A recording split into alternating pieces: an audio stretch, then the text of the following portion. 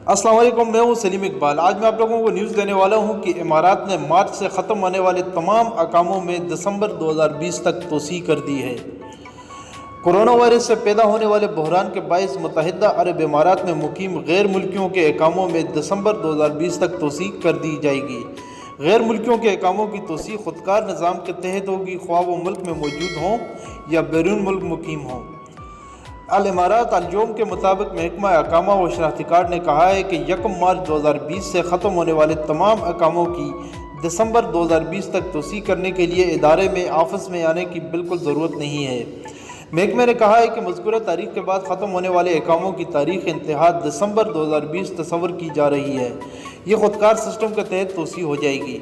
महकमे ने कहा है कि इस सहूलत में वो तमाम गैर मुल्की शामिल हैं जो मुल्क में मौजूद हैं और वो भी जो बैरून मुल्क गए हुए थे और बहरान की वजह से वापस नहीं आ सके। महकमा अकामा और शनाख्ती कार्ड के तर्जमान ब्रिगेडियर खमीस अलकावी ने कहा है कि हुकूमत ने यह फैसला गैर मुल्की तारकीन की सहूलत और आसानी के लिए किया है। उन्होंने कहा कि यह सहूलत विजिट वीज़ों पर आने वाले तमाम गैर मुल्कियों के लिए भी है जो मुल्क में मौजूद हैं।